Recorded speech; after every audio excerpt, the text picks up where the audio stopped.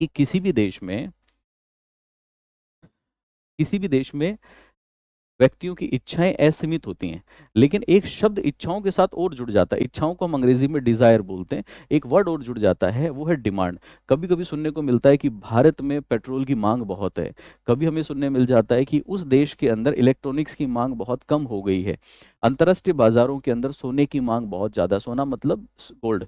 तो बात यह है कि ये डिजायर और डिमांड, इन दोनों में कोई अंतर है क्या? इकोनॉमिक्स जब भी हम लोग सीखते हैं तो इकोनॉमिक्स सीखने के लिए एक बहुत ही प्राइमरी रूल है, उसके बिना अर्थव्यवस्था अर्थशास्त्र कुछ भी पढ़ना बेमाना है।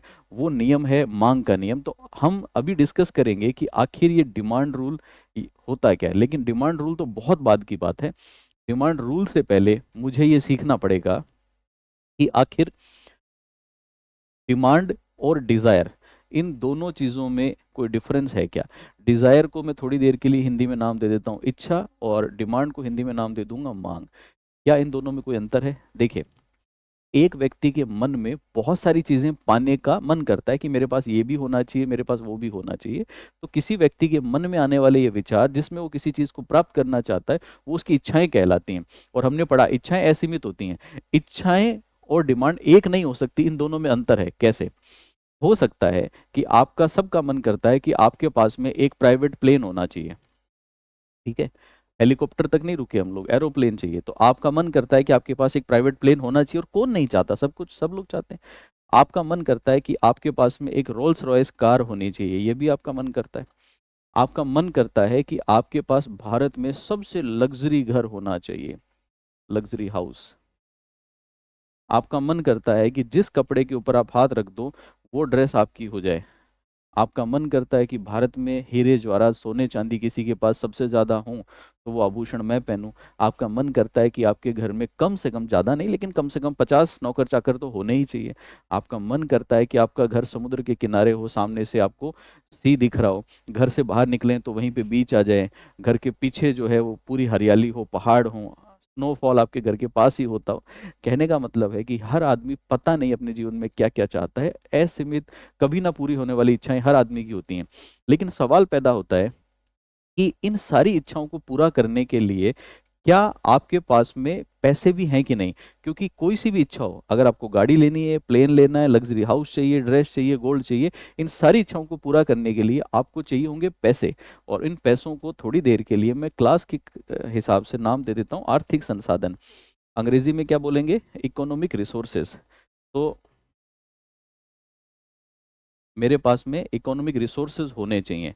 अब मैंने चेक किया कि यार मेरी इच्छाएं तो थी कि प्लेन हो, रोल्स रॉयस हो, गोल्ड हो, ये हो। तो मैंने देखा कि मेरे पास आर्थिक संसाधन या धनराशि या पैसे कितने हैं।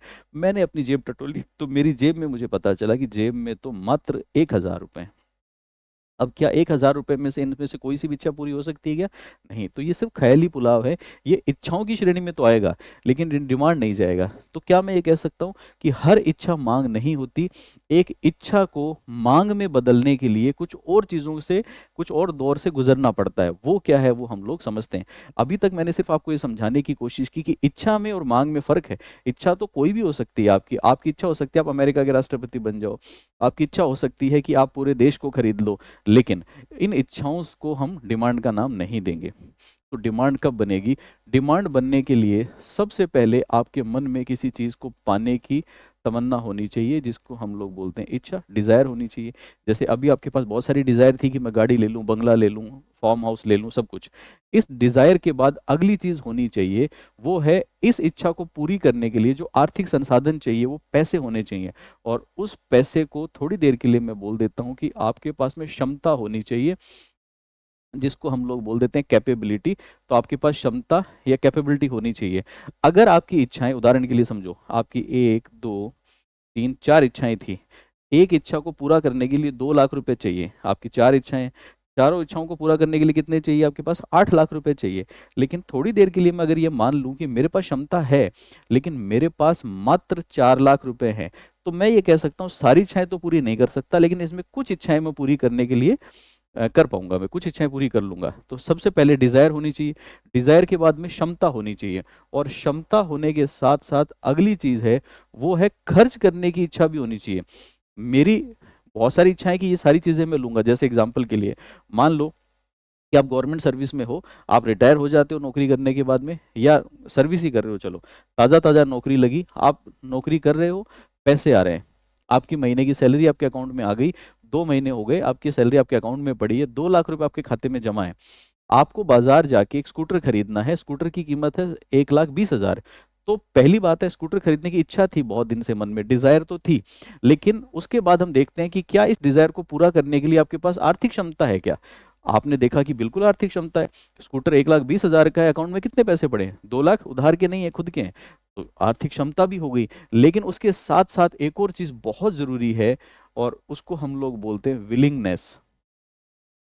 विलिंगनेस का मतलब है, इसको खर्च करने के लिए मेरी सहमति भी चाहिए।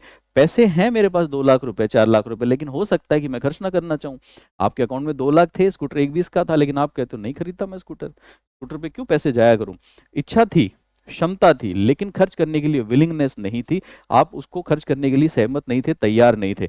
तो इंसान सबसे पहले इच्छा वाला होना चाहिए, क्षमता होना चाहिए, और खर्च करने के लिए तैयार भी होना चाहिए। तब जाके जब ये तीनों गुण मिल जाते हैं, तब जाके हम लोग कहीं बोलते हैं कि वो व्यक्ति उस वस्तु की मांग कर रहा है।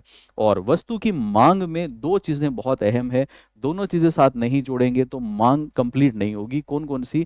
हमेशा मांग एक फिक्स क्वांटिटी की होती है, तो फिक्स क्वांटिटी को बोल दो स्पेसिफिक क्वांटिटी।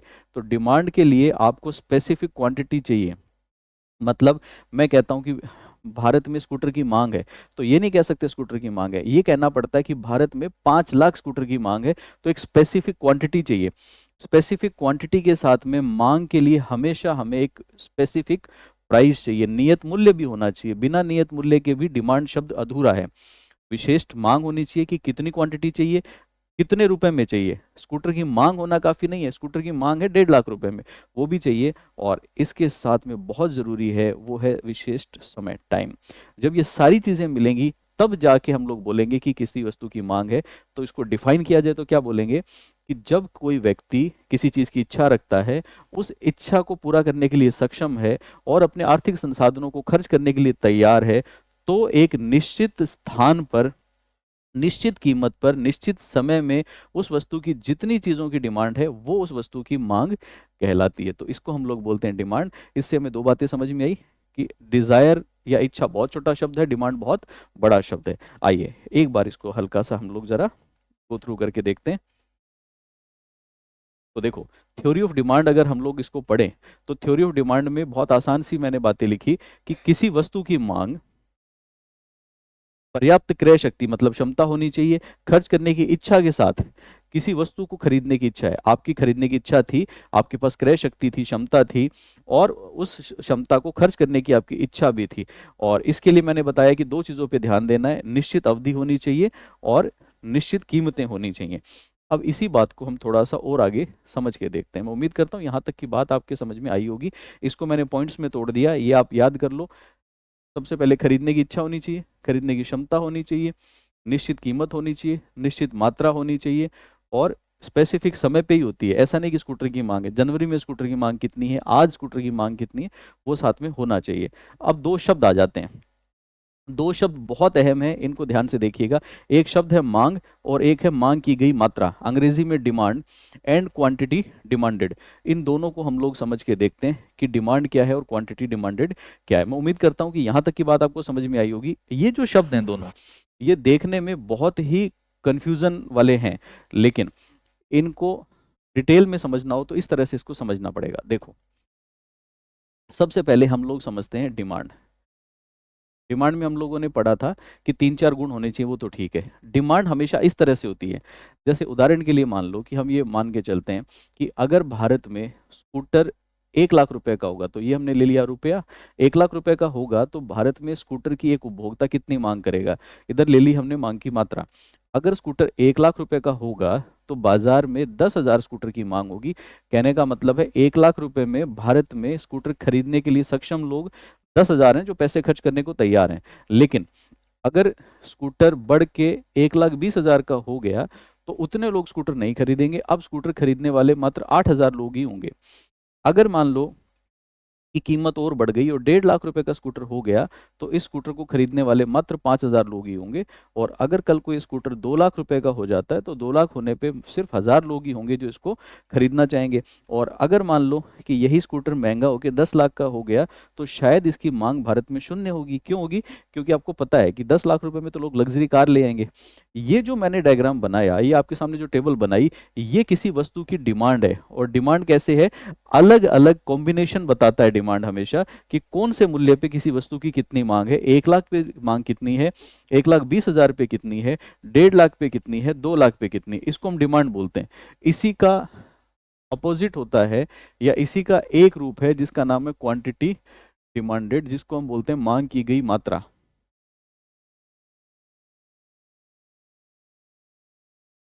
मांग की गई मात्रा इससे अलग है। मांग की गई मात्रा सिर्फ ये बताती है कि अगर कीमत 1,20,000 होगी, तो 1,20,000 पे 8,000 स्कूटर की मांग है, ये मांग की गई मात्रा है। इसका मतलब है क्वांटिटी डिमांडेड एक विशिष्ट कीमत पे एक विशिष्ट समय मांगी गई कुल क्वांटिटी है। ये सिर्फ एक चीज बताती है। लेकिन दूसरी तरफ जो मांग है, वो एक समय में अलग अलग मूल्यों पे कितनी क्वांटिटी की डिमांड होगी वो बताता है। तो क्वांटिटी डिमांडेड सिर्फ इसका एक टुकड़ा है, लेकिन सभी कीमतों पे कितनी कितनी मांग होगी वो हमारे लिए मांग कहलाता है। ये दो शब्द हमारे लिए अलग अलग बन गए, एक का नाम डिमांड और एक का नाम क्वांटिटी डिमांडेड। ये सभी संयोग बताता है, जबकि एक विशिष्ट की बात करता है। अब उसके बाद अगली चीज हमारे लिए आती है जिसका नाम है डिमांड शेड्यूल। डिमांड शेड्यूल को हिंदी में हम लोग नाम देते हैं मांग अनुसूची। तो हम लोग समझ के देखते हैं मांग अनुसूची क्या है। तो आइए इसको ध्यान से पढ़ेंगे। देखो, अभी मैंने बताया कि डिमांड सिर्फ एक प्राइस पे नहीं देखते हम। डिमांड के लिए हम सारे कॉम्बिनेशन देखते हैं कि अलग अलग कीमतों पे कितनी कितनी वस्तुओं की मांग होगी। और डिमांड हमेशा कीमत बढ़ने या घटने से परिवर्तित होती है। चीजें सस्ती हो जाएंगी तो लोग ज्यादा खरीदेंगे। तो हम क्या करते हैं, इसके लिए एक टेबुलेशन बना लेते हैं, इसके लिए एक टेबल बना लेते हैं। और वो जो टेबल है, इसका सारणी में प्रदर्शन है, वही डिमांड शेड्यूल कहलाता है। तो डिमांड शेड्यूल बेसिकली कुछ और नहीं है, मांग को टेबल में प्रेजेंट करना है। तो इसको मैंने नाम दे दिया मांग अनुसूची। इसको थोड़ा सा और समझ के देखते हैं।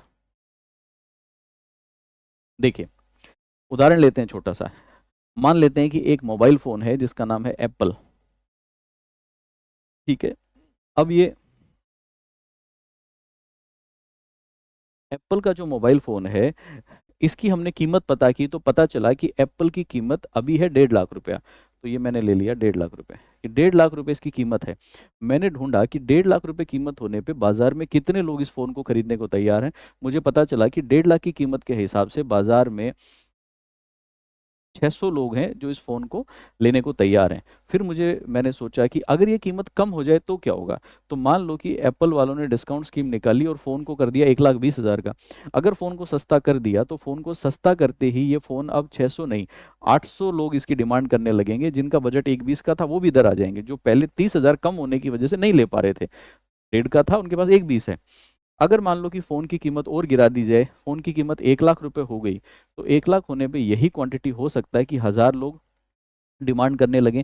और अगर मान लो कि इसकी कीमतों में और गिरावट आ गई और फ़ोन की कीमत रह जाती है 75,000 रुपये, तो 75,000 होने पे हो सकता है कि 1,200 लोग इसकी डिमांड करें। लेकिन अब इस फ़ोन की कीमत 50,000 मात्र रह गई है। 50,000 कीमत रहने पे हो सकता है कि इसको 1,500 लोग खरीदें, क्योंकि वो सारे लोग जो दूसरा फ़ोन खरीद रहे थे, जिनका बजट 50,000 का था, महंगा होने की वजह से एप्पल नहीं ले पा रहे थे, वो भी अब लेंगे। अब इसको अगर हम लोग ध्यान से देखें, तो ये एक कॉम्बिनेशन हम लोगों ने बनाया, जिसके अंदर हमने दो चीज़ें दिखाई। दो चीज़ें कौन कौन सी?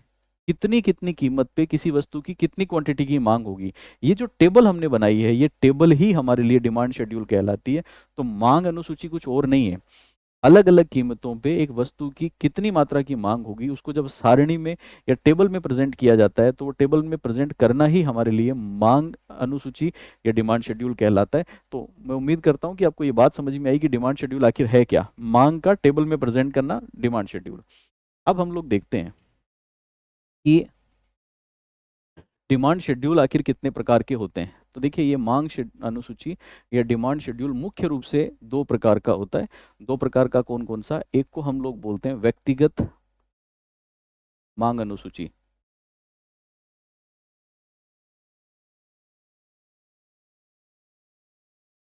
और दूसरे को हम बोलते हैं बाजार मांग अनुसूची।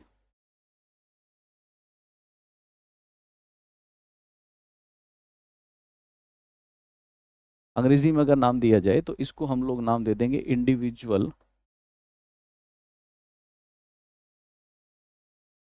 डिमांड शेड्यूल, और इसको हम लोग नाम दे देते हैं मार्केट डिमांड शेड्यूल।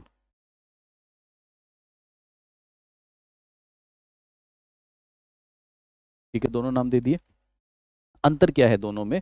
व्यक्तिगत मांग सूची में हम लोग सिर्फ ये देखते हैं कि एक उपभोक्ता, एक कंज्यूमर एक वस्तु की कितनी कितनी क्वांटिटी की अलग अलग कीमतों पे मांग कर रहा है। उदाहरण के लिए मान लो कि एक बाजार में मैंने दो कस्टमर ले लिए, एक का नाम रखा राम, दूसरे का नाम क्या रखें?